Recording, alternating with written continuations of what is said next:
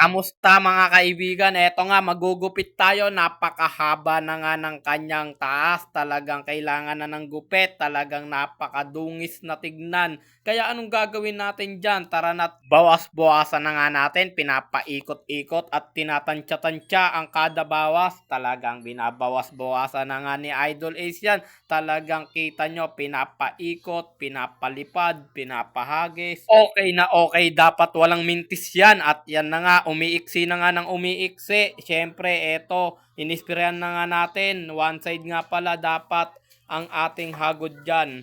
At siyempre, lininisin pa natin yung mga natirang kalat-kalat.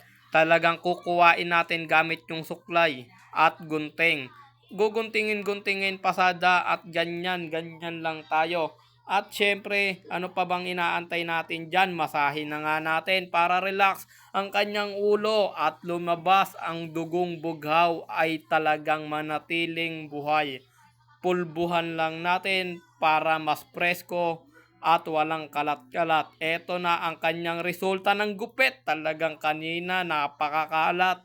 Pero tingnan nyo naman, talagang eto, okay na nga. Batang-bata, binatang-binata, napakayami. Yan nga yung kanina, kitang-kita mo. At eto na yung ngayon, talagang kitang-kita mo dyan. Talagang may lining pa nga yan para mas malupit. Siyempre, mas malupit dito kung lalagyan natin ng background music.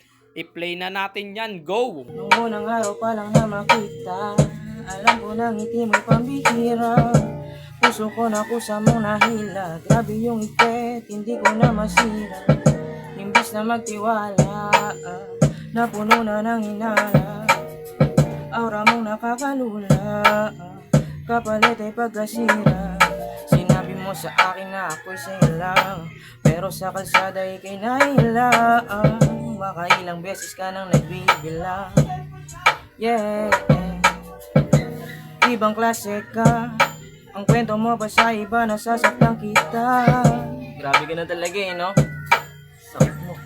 Check. Ayos yung ginawa mo, nilalayo mo na ako. Hindi na pipilitin pa sa mundo mo dumayo. Hindi ko na maklaro, gali mo'y binago. Dahil sa kagustuhan mo lahat ginagawa. Ace Barbershop, I love you, God bless.